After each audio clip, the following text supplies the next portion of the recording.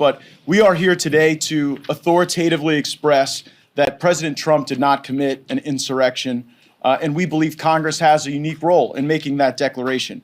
It's not the job of the states, and especially not the job of some bureaucrats in Colorado, to make this assessment and interfere with the rights of voters to cast their vote for the candidate of their choice. The very experts who often get on television and talk about securing democracy seem to be the first to want to then remove a candidate from the ballot because they are afraid that he is too popular. We have 63 co-sponsors to the resolution that Ms. Stefanik and I will be filing today to express the sense of Congress that President Trump did not commit an insurrection. I want to express my gratitude to Senator Vance for filing the companion legislation over in the Senate. And now is time for members of the House and Senate to show where they stand on this question.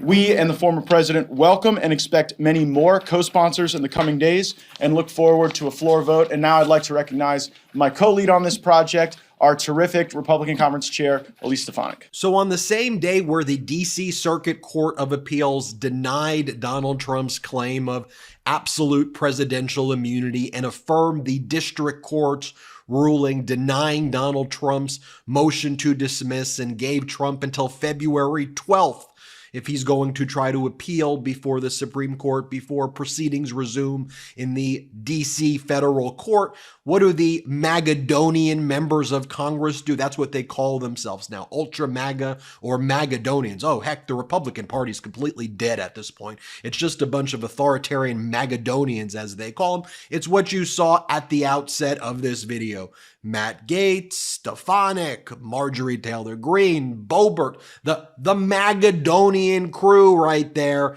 They are all introducing a resolution to have Congress declare that Donald Trump is not an insurrectionist and didn't engage in insurrection. You have actual insurrectionists there introducing a resolution to declare that their co-conspirator Donald Trump is not an insurrectionist when law and order is actually being done by a DC Circuit panel comprised of Republican appointed judges and Democratic appointed judges. And this is how MAGA Republicans are spending their time. At the same time, they are killing bipartisan border deals that are the toughest in American history, that are supported and endorsed by the Border Patrol Union, that was a wish list of everything that Republicans wanted because Donald Trump wants to kill that, and because Donald Trump walks around and compares himself to rogue cops and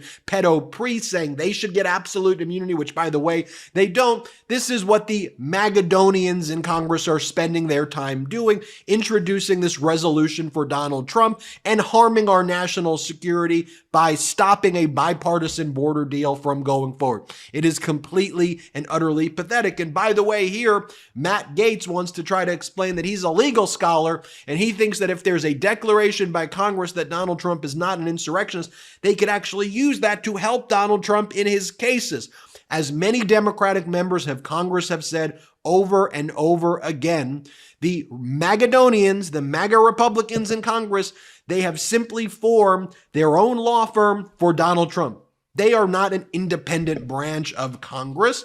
They are doing the bidding of Donald freaking Trump. Here, listen to what Matt Gaetz says. Play this clip. Is there like a practical sort of implication if this passes? Would this help Trump legally in court, or is this just a symbolic measure? No, I think that it would be incredibly helpful legally if we were to adopt this provision. You know, I've been the victim of federal crimes. I know what it's like when prosecutors regularly consult the victim to understand what the victim's expectations are. If we're the purported victim in Congress and we're saying this was not an insurrection, I think that would hold a great deal of weight. Yes. Oh, and then you had Marjorie Taylor Greene. She gets on stage and she just wants to wag her finger and says, shame on all of you. Shame on you for calling anybody an insurrectionist. Marjorie Taylor Greene, who was there plotting at the White House to help and aid and abet the insurrection. Here, play this clip. Democrats and dishonest people in the media every single day accuse President Trump of waging an insurrection and accuse many of us of waging an insurrection, and you're doing nothing but lying and selling the lies of the Democrats, all for campaigns and elections. Shame on every single person that has done that. Shame on you. You need to tell the truth. You have the freedom of press, one of the greatest rights in this entire world. And anyone that puts the word insurrectionist, calls President Trump an insurrectionist, and calls any of us an insurrectionist is a liar, and you do not deserve the power that you possess. Shame on you. Shame on you.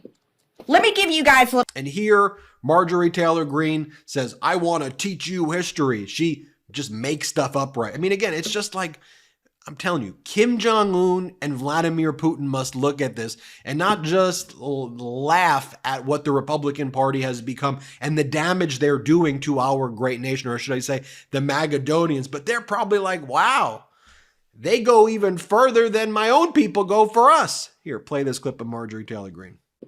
Let me give you guys a little history lesson, okay? When President Trump was inaugurated, Antifa and leftist rioters nearly burned down Washington, D.C. Did you call it an insurrection? No. And perhaps the dumbest and most dangerous of the statements spewed out of her mouth is this one where she goes, oh, why wasn't it called an insurrection when President Biden was inaugurated and there were all this National Guard there? What the hell are you talking about? What are you talking about? Play the clip.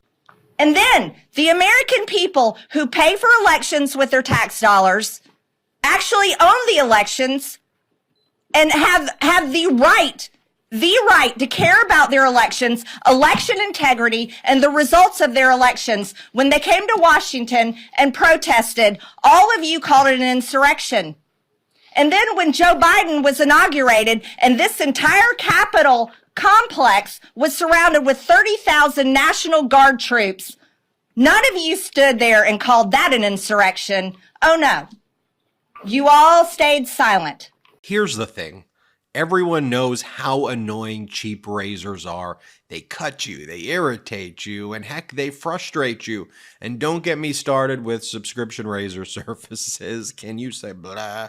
That's why you gotta meet Henson Shaving. Henson Shaving is a family-owned aerospace parts manufacturer that has made parts for the International Space Station and Mars rover. And now they're bringing precision engineering to your shaving experience.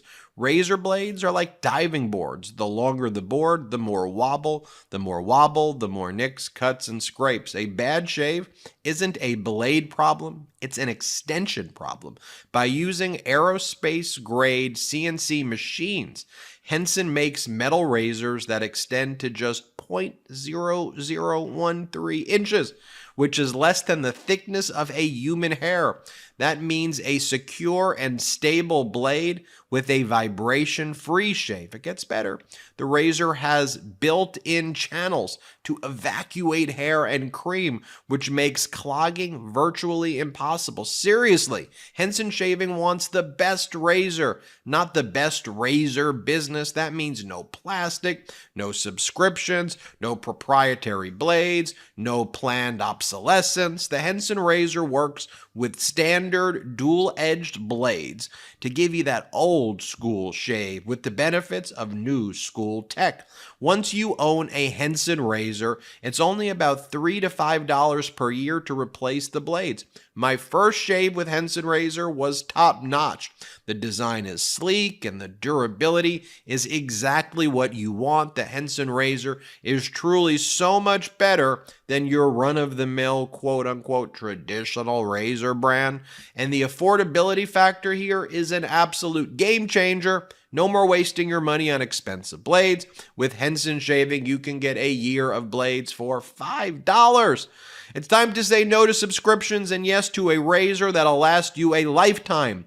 Visit hensonshaving.com/Midas to pick the razor for you and use code Midas, and you'll get 2 years worth of blades free with your razor. Just make sure to add them to your cart. That's 100 free blades when you head to hensonshaving.com/Midas hensonshaving.com/MEIDAS and use code Midas. That's hensonshaving.com/Midas. Well, next up we got Lauren Boebert.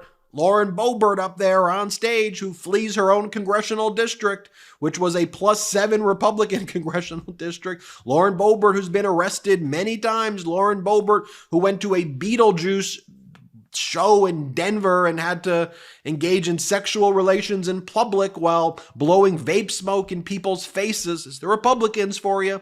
Here's what she's got to say. The left is afraid, and now they are trying again to rig another election by interfering in this political witch hunt. It's so pathetic. Here's Lauren Boebert again. Play the clip. They tried to rig the 2020 election by sending out hundreds of thousands of ballots illegally. They colluded with the government and big tech to censor the Hunter Biden laptop story. We know that Democrats would have changed their votes had they been informed about Hunter Biden's laptop.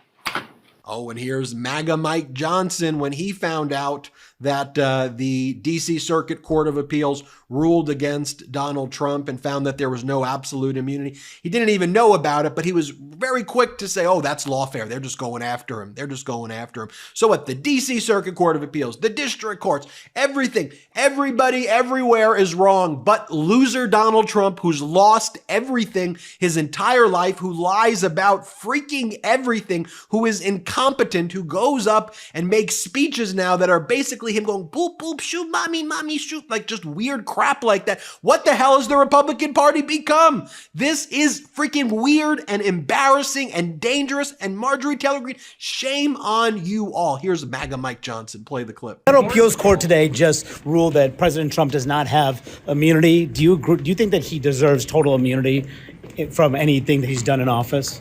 I haven't seen that development. Was that this morning? Yeah, they just ruled this morning. I believe that they've been after President Trump for partisan political purposes. I think that's obvious, and we call it lawfare, and I think there's no other way to describe it. How did you go about picking your impeachment?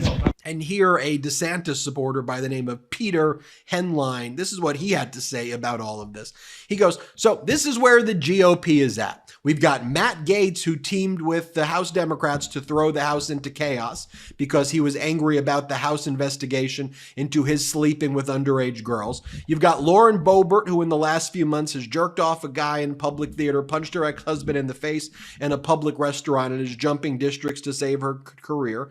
Together giving a press conference about a resolution Gaetz introduced defending Trump's actions on J6 that has no chance of passing. I can think of no way any of this perpetual circus helps the GOP win elections, but plenty of ways it hurts that goal. And by the way, I just wanted to show you the perspective of what a DeSantis supporter is saying right here, how they're perceiving and looking at this right here. But this is how the Magadonians, the MAGA Republicans, whatever you're doing, are spending their time. And here's what Donald Trump is posting right now. A president of the United States must have full immunity in order to properly function and do what has to be done for the good of our country. A nation-destroying ruling like this cannot be allowed to stand. If not overturned as it should, this decision would terribly injure not only the presidency, but the life, breath, and success of our country. A president will be afraid to act for fear of the opposite party's vicious retribution after leaving office. I know from personal experience because I'm going through it right now. It will become a political weapon used for election interference. Even our elections will be corrupted and under siege. So bad, so dangerous for our nation. And he puts all in caps, save presidential immunity. You know when this was never an issue? Always, before you led an insurrection against our country that we all observed and are aware of what took place. And I know you've managed to co-opt this weak and feeble Republican Party that's gone full Magadonian, and they're out there praising your abilities to destroy and overthrow our democracy because the Magadonians no longer think that they can compete fairly when it comes to free and fair elections. But the American people know what happened on January 6th. And if you're supportive of what went down on January 6th, if you're supportive of not just the insurrection on January 6th, but Trump and his band of Magadonians' efforts to constantly undermine our democracy, to harm our national security, to hurt our border, to give aid and comfort to our enemies, then you are complicit in all of this. That's why I want to show you these videos, because when I went to law school, when I studied the Constitution, when I care about these principles so deeply held that I believe in, and see these Republicans, these Magadonian Republicans, and Trump try to undermine and rip to shreds the fabric of our Constitution, we cannot sit idly by. We have to call out this behavior, and how pathetic that is what Republicans are spending their day doing. Introducing a resolution to say that Donald Trump is not an insurrectionist while they kill the border bill. Shameful, shameful behavior. So disappointing, so dangerous, so despicable. I'm Ben Meiselas. This is the Midas Touch Network. Hit subscribe. We're on our way to 3 million subscribers thanks to your support. Sign up for our new newsletter, MidasTouch.com/newsletter. Really push what remains of the old spark. So who's the insect? You? What? Who's the insect? Protect you. They were defeated on our world, and we will defeat them here. This was just a diversion. Security, please bring up. Rabbit, she's already inside. Deeds! Give me an update on that reserve. What's readiness? What was his name? What was it? Evac, sir. Right, evac.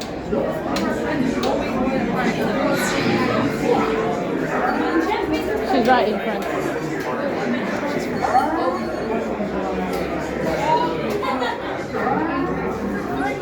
We are facing a heavy, sustained attack. They appear to be after the All-Star aircraft. General!